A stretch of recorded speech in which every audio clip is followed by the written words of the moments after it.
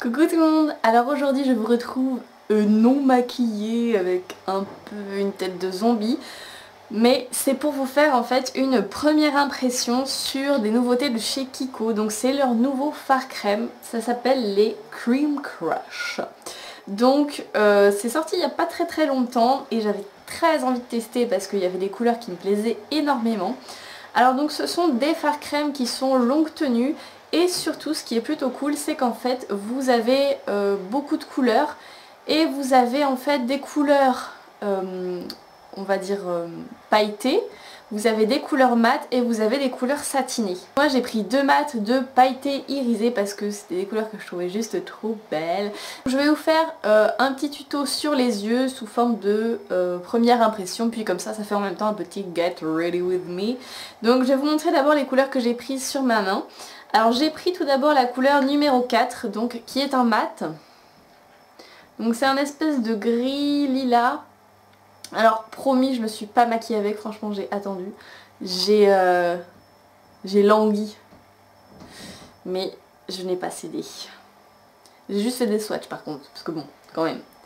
Donc voilà, il est comme ça. Donc vous voyez qu'ils sont très pigmentés. Et enfin en tout cas, niveau swatch pour l'instant, j'ai un petit coup de cœur pour les mats, je dois avouer. Les irisés sont très jolis aussi, mais les mats sont quand même particulièrement bien pigmentés. Le deuxième mat que j'ai pris, c'est le numéro 3. Donc c'est un marron rosé, un petit peu chocolat. Donc il est juste ici.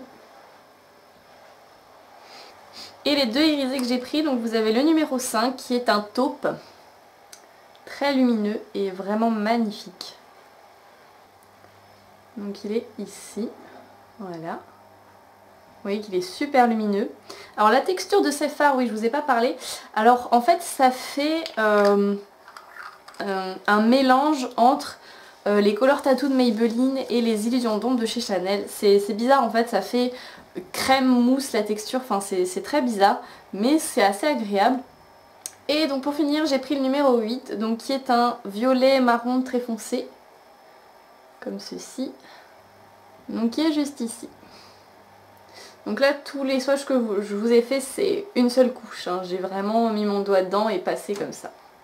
Donc sur ce, en avant pour le tuto. Donc je vais quand même appliquer une base parce que je le fais avec les fards non crème, donc je vais le faire avec ceux-là. Donc j'applique la base de chez Lorac que j'ai eu dans la Lorac Pro. Je pense que je vais travailler en faisant un œil par un œil parce que ça a l'air de quand même assez vite sécher. Donc je vais tout d'abord prendre la couleur numéro 5, celle-ci. Et je pense que je vais appliquer ça sur toute la paupière. Donc je prends un pinceau plat. Alors déjà vous voyez sur le pinceau, j'aime bien parce que ça fait pas, je sais pas comment dire, des morceaux. Waouh, putain c'est intense hein. Ouh là là. Mes enfants, ça brille. Donc je l'applique sur toute la paupière mobile et dans le coin interne pour que ce soit bien lumineux. Voilà. Donc ensuite je pense que je vais garder la couleur la plus foncée pour faire un genre de liner. Ça peut être sympa. Donc je vais utiliser celle-ci, donc la numéro 4, l'espèce de gris un peu lilas. Et là par contre je vais essayer de pas mal le diffuser, donc je vais prendre sur un pinceau Zoeva comme ceci. C'est le 227 Luxe Soft Definer. J'avais un petit peu peur, je vous avoue, avec ces fards de l'application au pinceau. Parce que c'est vrai que des fois, avec les fards crème c'est super sympa au doigt et tout, voilà ça rend bien machin. Et au pinceau c'est genre hyper difficile à appliquer, là ça a l'air d'aller. Priori. Donc je viens mettre cette couleur là dans le creux de paupière en l'estampant. Alors par contre le truc pailleté genre ça m'en met partout. Ouais, je vais mettre oula oui putain jusque sous le sourcil. On va improviser après hein. On prend un peu de la couleur. et je la mets dans le creux.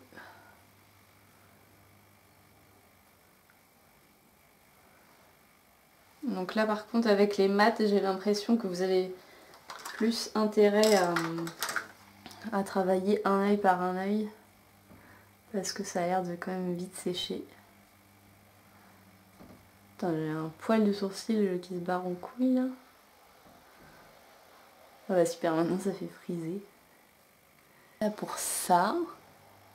Donc je vais, vu que j'ai pas de fard de couleur chair, je vais prendre celui de ma Naked Basics, donc le Walk of Shame, sur mon gros pinceau et je vais mettre ça sous le sourcil. Parce que vous savez que c'est ma passion de mettre des fards mat sous le sourcil. Alors, donc là tout de suite le bémol que je trouve en fait pour le mat, j'en ai pas spécialement.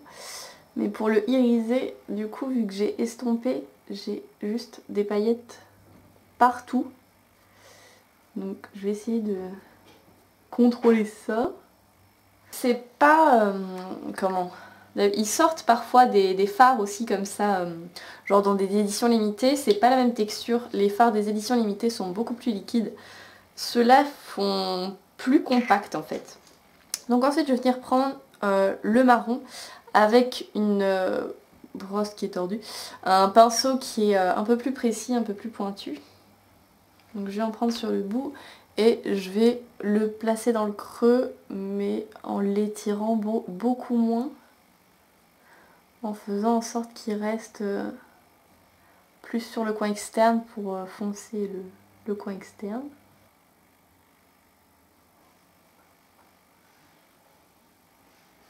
Et je vais le descendre un petit peu comme ça, en outer V, you know. Donc j'estompe, je le remonte un petit peu quand même. J'aime bien l'association que ça fait. Ça fait un genre de violet, c'est sympa. Donc j'estompe les deux fards ensemble avec un gros pinceau pour que ça fasse pas trop étrange. C'est pas mal. C'est pas mal ma foi.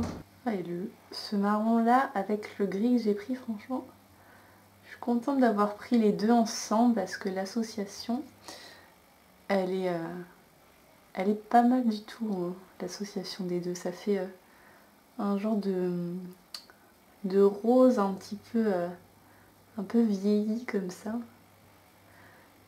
Alors les mats s'estompent assez facilement. Je pensais que ça allait être assez difficile. En fait non, ça va, franchement ça va.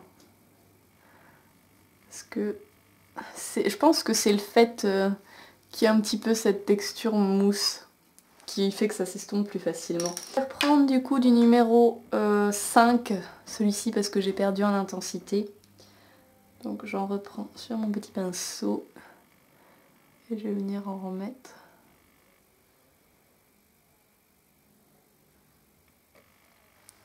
Comme ceci. Je vais venir prendre le numéro 8, donc celui-ci, sur le petit pinceau précision de Real Techniques. Il faut vraiment que j'épile ce sourcil là parce que vous voyez, c'est horrible. C'est vraiment horrible. Donc je prends mon fard sur le petit pinceau Real Techniques, j'en prends juste sur le bout. Et je vais essayer de faire un genre de liner mais un peu smoky.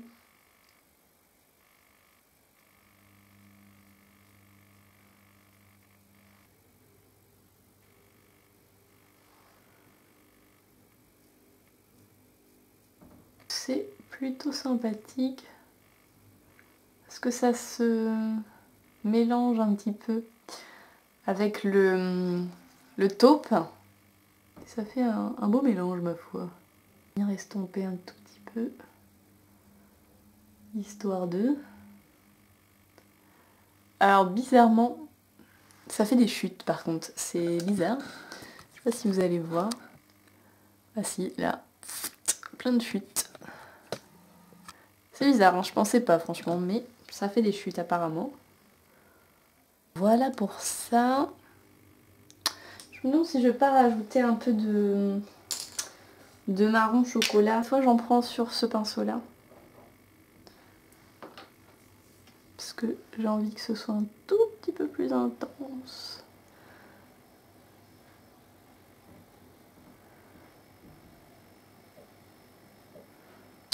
Voilà, donc je vais mettre mon mascara. Donc je prends d'abord le All Eyes on Me de chez Essence que j'aime pas et qu'il faut que je finisse. Donc je le mets quand même.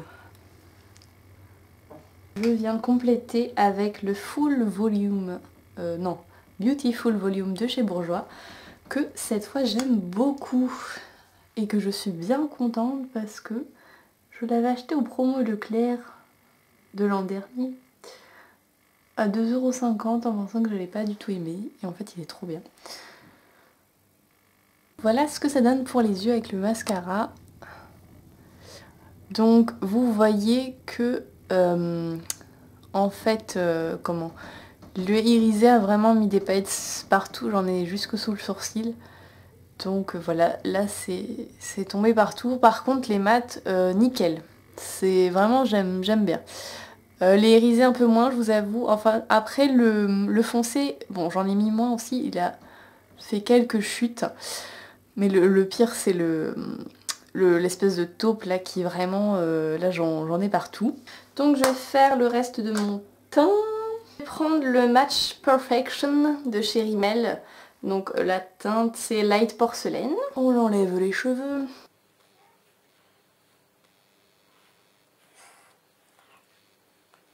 Et je vais venir étaler tout ça avec un pinceau de chez Real Techniques, je sais pas le nom. Stippling Brush, c'est celui-ci.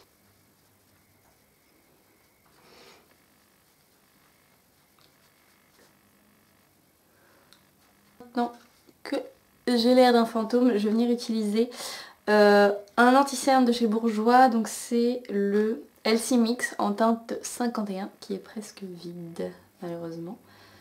C'est vraiment un très très bon anti-cerne, très couvrant. Je sais pas s'il existe encore en magasin. Moi je l'ai trouvé chez Saga pour pas très cher. Mais je sais pas s'il existe en magasin encore. Donc je laisse un tout petit peu sécher parce que je trouve qu'il a une meilleure couvrance et je vais venir l'estomper par la suite. En tapotant plutôt qu'en étirant, contrairement au fond de teint. Et après en fait je complète en l'estompant au doigt pour pas qu'il y ait de traces. Sexy. Je vais venir ensuite poudrer tout ça. Alors je vais faire un mix de la banana powder que je mets essentiellement sous les yeux et un peu sur le front. Et de la Flower Perfection de chez Bourjois. Donc je fais ma petite tambouille. Et donc je viens avec mon gros pinceau poudre. Je touille. Et je mets ça sous les yeux. Et le mix des deux est juste parfait pour moi. Parce que le jaune couvre ce qu'il a à couvrir. Et la poudre transparente matifie ce qu'elle a à matifier. Alors, donc, une fois que ça c'est fait, alors vous remarquerez que je ne fais pas du tout mon maquillage dans l'ordre établi. Parce que je suis plus à l'aise comme ça, tout simplement. Donc, je fais ce que je veux. Donc ensuite, je vais venir reprendre le fard comme ceci. Et cette fois-ci, je vais venir le mettre sous les yeux. Parce que je pense... Oh, pardon, je ne vois plus. Parce que je pense que ça peut être très très beau. Ah ouais, c'est pas mal. Alors par contre, faut pas trop avoir de cerne, je pense, parce que, étant donné qu'il est un petit peu rosé, ça peut vite faire fatiguer en fait. Mais là, j'aime bien l'effet qu'il fait. Voilà l'œil terminé.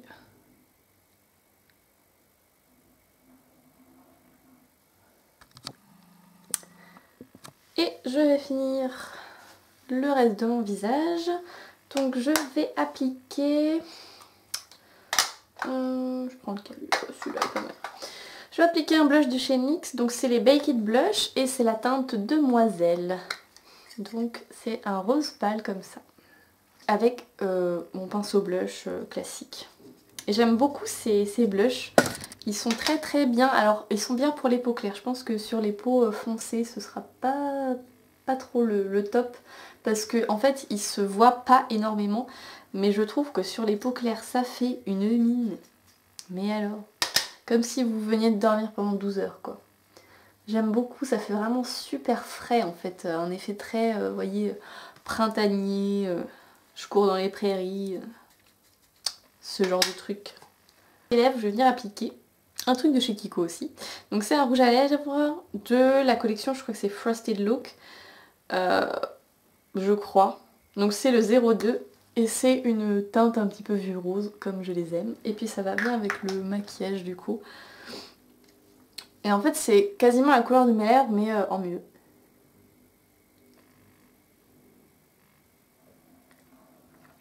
Alors j'aime bien la couleur et tout.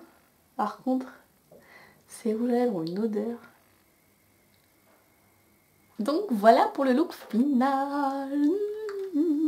Alors je vous montre un dernier coup pour les yeux parce que c'est quand même ce qui nous intéresse le plus. Alors je vais vous dire mes pensées sur ces petites choses. Alors je vais peut-être faire un point, vers, je sais pas là il est quelle heure? Là il est genre 15 h, je vais peut-être refaire un point vers 18 h pour vous dire un petit peu comment ils ont évolué, s'ils ont creasé, des choses comme ça, pour voir un peu ce que ça donne. Mais en attendant, je suis plutôt satisfaite de ces fards. Alors je préfère les mats que les irisés parce que comme je vous le disais, voilà, le irisé a fait quand même pas mal de chutes et vous voyez que ça a complètement migré sur mon arcade sourcilière, donc c'est pas terrible quoi. Bon, je pense que de loin ça se verra pas énormément, puis bon là je veux dire, je suis pas au travail ni rien donc... Voilà, c'est pas très très grave. Mais si vous voulez quand même de la discrétion, je pense que c'est pas ce qu'il y a de mieux. Ou alors, il faut pas l'estomper, mais du coup ça fera pas très joli quoi. Donc le foncé c'était pareil, il a fait des chutes, sauf que comme j'en ai mis moins, il y avait moins de chutes. Je pense que si je mets la même dose, ça fera la même chose malheureusement. Donc vraiment, faites votre teint après comme moi je l'ai fait, parce que là par contre en revanche sous les yeux, j'ai pas de chute.